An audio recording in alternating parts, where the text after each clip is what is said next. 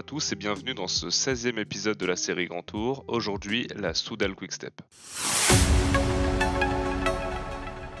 Soudal Quick-Step a terminé 3e au classement World Tour à la fin de la saison 2023, derrière les deux mastodontes, Jumbo-Visma et UAE Team Emirates. Et en ce qui concerne le total de victoires, la Soudal Quick-Step totalise également le 3e plus gros score, pas moins de 55 succès en 2023, dont 23 au niveau World Tour. Au début de la saison, l'effectif était relativement stable par rapport à 2022, avec le départ de Mark Cavendish et l'arrivée de Tim Merlier en mouvement remarquable. D'ailleurs, parlons de la saison du sprinter belge. Je pense qu'on peut dire qu'il y a un bilan contrasté, d'un côté son plus haut total de victoires sur une saison, 11, notamment sur Paris-Nice et le Tour de Pologne, donc une première année statistique réussie. Mais aucun grand tour en 2023, Soudal Quick-Step préférant Jacobsen sur le Tour de France et des équipes construites pour le classement général autour de Remco pour le Tour d'Italie ou le Tour d'Espagne. Sa première saison donc n'a pas été à la hauteur de ses attentes et l'année 2024 sera différente à coup sûr. L'autre sprinter de l'équipe donc, Fabio Jacobsen, j'en ai déjà parlé dans la vidéo de la Bora, il a également réalisé une saison difficile avec un abandon sur le Tour de France après une chute en première semaine. Mais historiquement, l'objectif premier de la Soudal Quick-Step dans une saison, c'est les classiques printanières. Mais cela fait 2 ans que l'équipe de Patrick Lefevere est en retrait sur cette période et la saison 2023 a été significative sur ce point. Aucun succès sur les classiques flandriennes et la lumière provient une nouvelle fois du prodige belge de l'équipe Remco Evenepoel sur les classiques ardennaises. Pour sa deuxième participation à Liège-Bastogne-Liège, il s'est de nouveau imposé en solitaire comme il avait pu le faire l'an dernier, avec comme différence cette année le maillot de champion du monde sur les épaules. Néanmoins, la doyenne des classiques a été privée d'un affrontement entre deux géants avec l'abandon de Pogacar sur chute dès la première partie de la course. Je vais continuer sur les exploits de Remco Evenepoel en 2023. Une nouvelle saison exceptionnelle, 12 succès, exclusivement sur des courses majeures. Il a participé pour la deuxième fois au Tour d'Italie en portant le maillot rose de leader et en dominant les 2 premiers contre-la-montre de l'épreuve, avant d'être contraint à l'abandon après avoir contracté le Covid.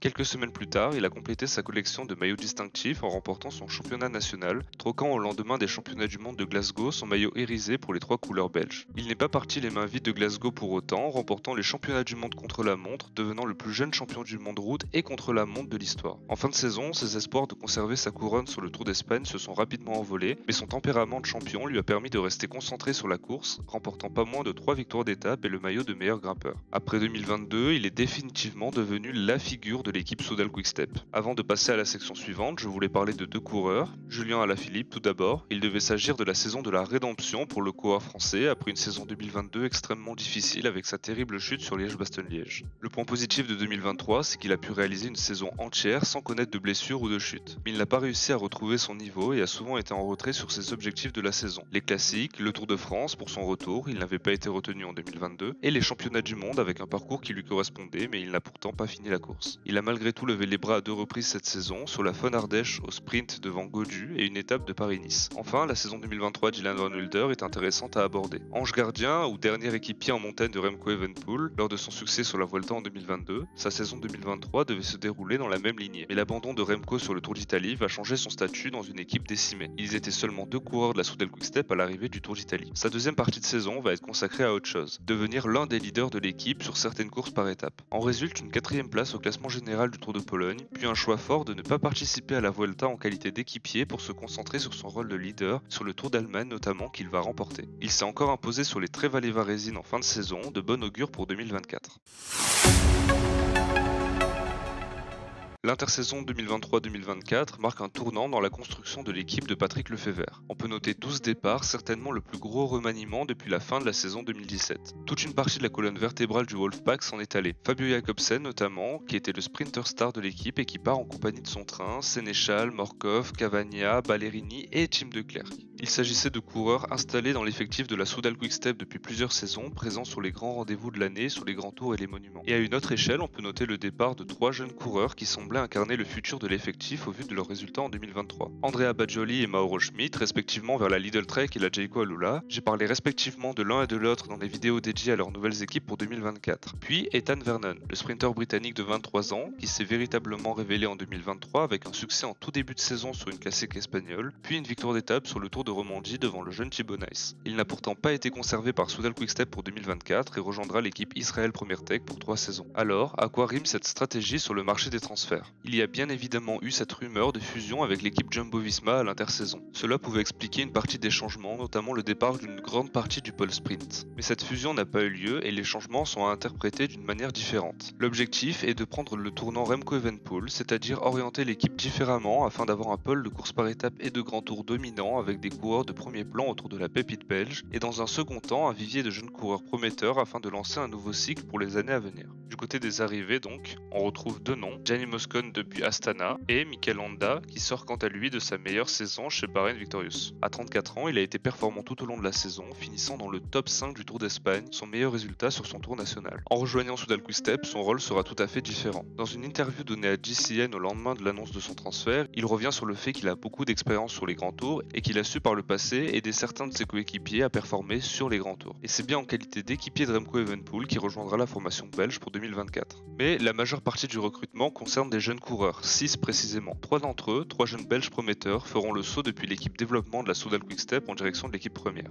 C'est le cas de Gilles Gelders, 21 ans, qui rejoindra les rangs pro après une seule saison passée dans l'équipe développement de la Soudal Quick-Step. Il y a réalisé une année prolifique pour lui avec 3 victoires et des résultats encourageants sur les grands rendez-vous espoirs de la saison. 7ème de Liège-Bastogne-Liège Espoir, 2ème de Paris-Roubaix Espoir, ce qui prouve sa polyvalence aussi bien en tant que puncher-rouleur que classic man. Wareux Wagelouv ensuite, qui aura lui aussi passé une seule année dans l'équipe développement. Il a un gabarit totalement différent, 1m89 pour 79 kg selon PCS, un profil qui lui permet de briller sur les classiques flandriennes. 3ème de l'Omloop U23 cette année. Enfin, le plus connu des trois, c'est William Junior Le Serre. Il a obtenu des très beaux résultats chez les espoirs, 5ème du classement général du Tour de l'Avenir, puis vainqueur en fin de saison du Tour de Lombardie U23 au sprint devant le talentueux Archie Ryan. Il incarne la nouvelle génération des grimpeurs belges dans la lignée de Maxime Van Gils, etc. La dernière recrue, c'est Antoine Huby, mais je m'étale pas trop car il y a des chances que j'en reparle un peu plus tard.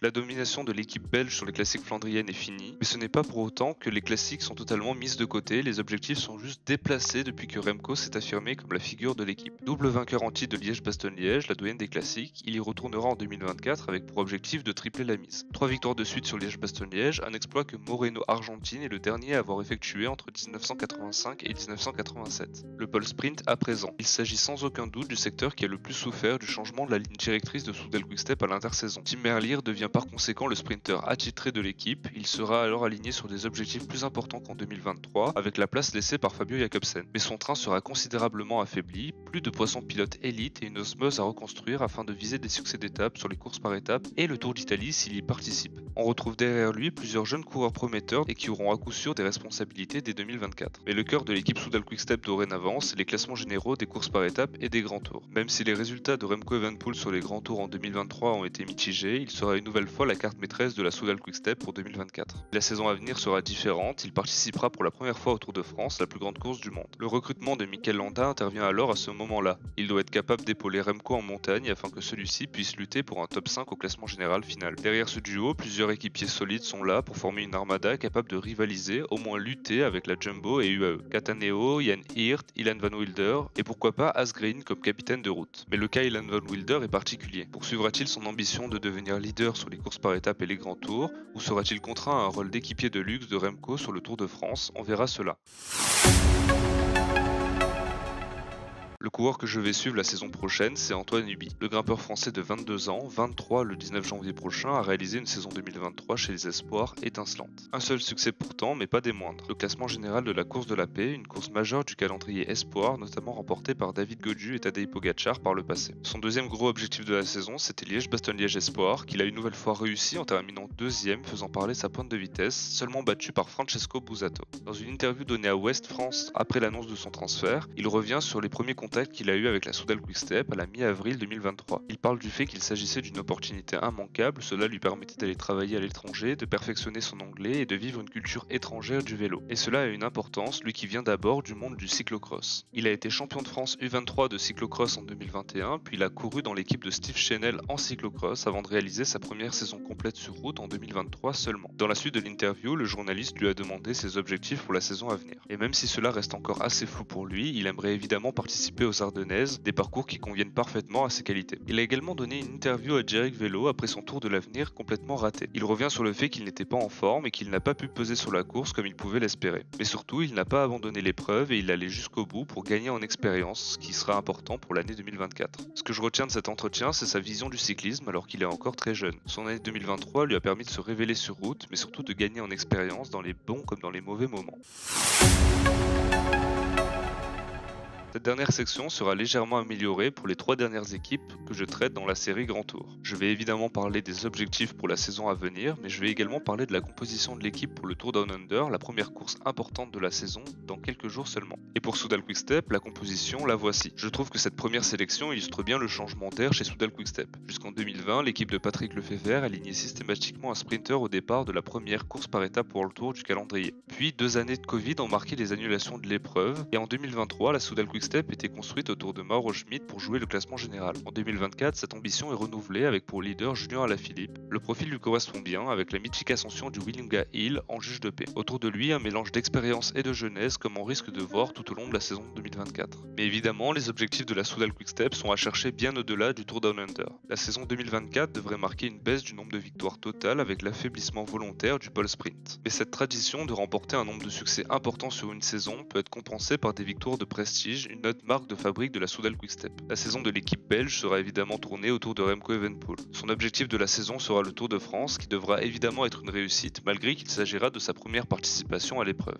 La question peut se poser sur l'équipe qui l'entourera sur le prochain Tour de France. L'équipe lui sera entièrement dédiée à coup sûr, comme cela avait pu être le cas sur le Tour d'Espagne 2022 et sur le Tour d'Italie 2023. Tim Merlier sera quant à lui aligné sur le Tour d'Italie en compagnie de Julien Alaphilippe pour la première participation de ce dernier au Giro. Pas de Tour de France pour lui, comme ça avait pu être le cas en 2022. Et au début de saison, après le Tour Down Under dont j'ai déjà parlé, il prendra part au week-end d'ouverture sur l'Omloop et son objectif du printemps sera le Tour des Flandres. Une grosse saison à venir pour Soudal Quick-Step et beaucoup d'interrogations compte tenu du changement d'effectif pour l'année à venir. Voilà, c'en est fini pour ce 16e épisode de la série Grand Tour. J'espère que celui-ci vous aura plu. On se retrouve demain pour l'avant-dernier et d'ici là, au revoir.